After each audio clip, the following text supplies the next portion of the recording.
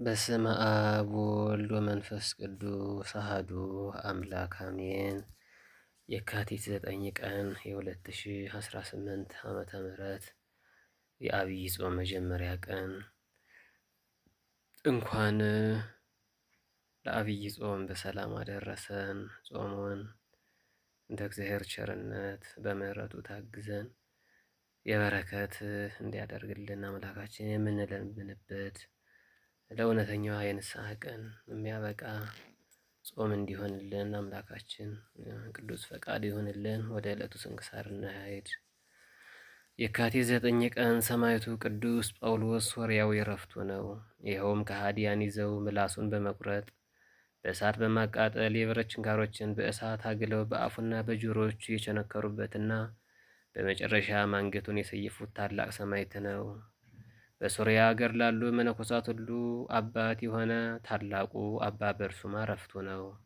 እርሱም እንደ ኢያሱ ፀሐይን ገዝቶ ያቆመ ዝናብንም በጸሎቱ ያዘነበ ነው። ንስጥሮስን ካወገዙትና ሃይማኖታችንን ከጠበቁልን አባቶች አንዱ ሲሆን ከሃዲያን በክፋታቸው አሰቃይተውታል። በድንጋይም ወግረው ሊገድሉት ቢሉ የወረወሩት ድንጋይ ወደ ራሳቸው ወደ ወርዋሪዎቹ የሚመለስ ሆነ። አቡነ እስትንፋሰ ክርስቶስ የመነኮሱትን በዚች ቀን ነው። ሰማዕቱ ቅዱስ ጳውሎስ ዘሶርያ። ወላጆቹ በሶርያ በእስክንድሪያ የሚኖሩ ሀብታም ነጋዴዎች ነበሩ። እነርሱም በጣም ብዙ ገንዘብ ትተውለት ሞቱ። በወቅቱ ከሃዲያን ነገሥታትና መኳንንት በክርስቶስ ያመኑትን ሁሉ እያሰቃዩ እንደሚገድሏቸው በሰማ ጊዜ ተነስቶ ገንዘቡን ሁሉ ለጦም አዳሪዎች መጽውቶ መንገዱን ይመራው ዘንድ ወደ ጌታችን ጸለየ። ጌታችንም መልአኩ ቅዱስ ሱሪያል ላከለትና ስለ ስሙ የሚደርስበትን ጽኑ መከራና ሥጋዊ በመጨረሻም የክብር አክሊል እንደሚቀናጅ ነገረው። ቅዱስ ጳውሎስ ወዲያው ተነስቶ ወደ እንዲናው ከተማ ሄዶ በከሃዲው መኮንን ፊት ስለ ጌታችን ክብር መሰከረ። መኮንኑም ይዞ ራቁቱን አሰቃቂ ግርፋትን ካስገረፈው በኋላ በእሳት እንዲያቃጥሉ ታዘዘ። እንዳዘዘውም ቅዱሱን በእሳት ለበለቡት። በሌላም ጊዜ መኮንኑ ቅዱስ ጳውሎስን ከእስር ቤት አውጥቶ ለጣዖት እንዲሰዋ በማባበል ብዙ ገንዘብ አመጣለት። ቅዱስ ጳውሎስም ወላጆቹ ሲሞቱ ያወረሱኝን ብዙ ወርቅ ወቄት ሽጬ ለድሆች መጽውቼ በጌታዬ ስም የታመንኩ ሰው እንዴት ወደ ተናቀ ያንተ ገንዘብ እመለሳለሁ በማለት የረከሱ ጣዖታትንም ጨምሮ ረገመበት። መኮንኑም በዚህ ጊዜ እጅግ ተናዶ የብረት ችንካሮችን በእሳት አግሎ በአፉና በጆሮቹ ቸነከረበት። አሁንም መልአኩ ቅዱስ ሱሪያ መጥቶ ከሕመሙ ሁሉ ፈወሰው። ዳግመኛ መኮንኑ መርዛማ እባቦችን በላዩ ሰደደበት፣ ነገር ግን እባቦቹ አልነኩትም። ከዚህ በኋላ ቅዱስ ጳውሎስ እየመሰከረና የሚያደርጋቸው ተአምራትም ብዙዎችን ስላሳመነ እንዳይናገር ብለው ምላሱን ቆረጡት። ነገር ግን ጌታችን አዳነው። በመጨረሻ መኮንኑ ከእንዴናው ወደ እስክንድሪያ ወስዶ በዚያ ብዙ ካሰቃየ በኋላ ራሱን በሰይፍ አስቆረጠው። ቅዱስ ጳውሎስም አስቀድሞ መልአኩ ቅዱስ ሱሪያል እንደነገረው ሰማዕትነቱን በድል ፈጽሞ የክብር አክሊልን ተቀናጀ። እረፍቱንም የካቲት 9 ቀን ሆነ። ከስጋውም ብዙ ድንቅ ተአምራት ተገልጠው ታዩ። ረድኤቱ በረከቱ በሁላችን ላይ እጥፍ ድርብ ሆኖ ይደር፣ አሜን። አባ በርሱማ የዚህም ወላጆች ሳሚሳጥ ከሚባል አገር የተገኙ ናቸው። በአንድ ዋሻ ውስጥ የሚኖር አንድ ደገኛ ጻድቅ አባ በርሱማ ከመወለዱ አስቀድሞ ስለ እርሱ ለአባቱ ትንቢት ነገረው። እንዲህም አለው፣ የትሩፋቱ ዜና በሶርያ አገር ሁሉ የሚሰማ ጣዕም ያለው ፍሬ ካንተ ይወጣል በማለት የሚሆነውን አስረዳው። አባ በርሱማ በተወለደ ጊዜ እግዚአብሔርን ወደ ማወቅ ሲመጣ ከወላጆቹ ሸሽቶ ወደ ኤፍራጥስ ወንዝ ደርሶ በዚያ ስሙ አብርሃም ከሚባል ሰው ዘንድ ተቀመጠ። እርሱም ወላጆቹን ስለፈራ ከዚያ ገዳም ሰደደውና አባ በርሱማ ሄዶ በአንድ አለት ውስጥ ገብቶ በታላቅ ተጋድሎ መኖር ጀመረ። ከትሩፋት ተጋድሎም ብዛት የተነሳ ዜናው በሶርያ ሀገር ሁሉ ተሰማ። ብዙ ደቀ መዛሙርትም ወደ እርሱ ተሰበሰቡ። ነገር ግን በዚያ ቦታ ላይ ያለው ውሃ እጅግ መራራ ነበር። አባ በርሱማም ደቀ መዛሙርቱን በተሰበሰቡ ጊዜ በውሃው ላይ ጸልዮ እጅግ መራራ የነበረውን ውሃ ለውጦ ግሩም ጣዕም ያለው አደረገው። እግዚአብሔር ሌሎች ድንቅ የሆኑ ተአምራትን በአባ በርሱማ እጅ አደረገ።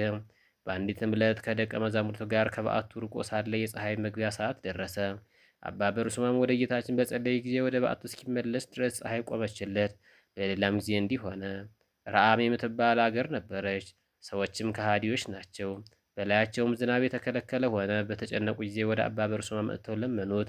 እርሱም ስለ ክህደታቸው ገሰጻቸው። በእግዚአብሔር ብታምኑ ዝናብን ያዘንብላችኋል አላቸው። እነርሱም አሁን በአንተ ጸሎት ዝናብ ካዘነበልን እናምንበታለን አሉት። አባ በርሱማም ወደ ጌታችን በጸለየ ጊዜ ለእነዚያ ሰዎች ሄደው ዘነበላቸው። እነርሱም በጌታችን አመኑ። እንደዚሁም ሰዎቿ ከሃዲያን የሆኑ ሌላ አገር ነበረች። አባ በርሱማ ወደዚህ ሰዎች ሂዶ በቃሉ ትምህርትና በተአምራቱ እግዚአብሔርን ወደ ማወቅ መለሳቸው። የጣዖታቶችን ቤቶች አፈረሰ። አባ በርሱማ የጸሎት ቦታ አዘጋጅቶ በዚያ ሳይቀመጥ 54 ዓመት ቆሞ በተጋድሎ ኖረ። በደከመውም ጊዜ ግድግዳ ተደግፎ ያንቀላፋል እንጂ አልተቀመጠም። በየ7 ቀኑም ይጾማል። የከበረ አባ ስምዖን ዘአምድ የዚህ አባት የአባ በርሱማን ዜና ሰምቶ ሊያዩና ሊባረክ ስለወደደ መልእክተኛን ላከበት። ይኸውም እጅግ የከበሩ አባ ስምዖን ዘአምድ ሰውነታቸው እጅግ ከመጉዳቱ የተነሳ ሊጎበኟቸው የሚመጡትን ቅዱሳን የሚሞቱ ይመስላቸው ነበር። ይኸውም እጅግ የከበሩ አባ ስምዖን ዘአምድ ሰውነታቸውን እጅግ ከመጉዳታቸው የተነሳ ሊጎበኟቸው የሚመጡት ቅዱሳን ሁሉ የሚሞቱ ይመስሏቸው ነበር። የክርስቶስን መታሰርና መቸንከር አስበው ሰውነታቸውን በቀጭን ገመድ አጠላልፈው በጣም በኃይል አጥብቀው ስላሰሩት ገመዱ የሰውነታቸውን ስጋ እየቆራረጠ ይጥለው ነበር። ከቁስሉም የሚወጣው ደምና መገድ እየሸተተ ቢያስቸግራቸው መነኮሳቱ ሳይቀሩ ይገፏቸው ነበር።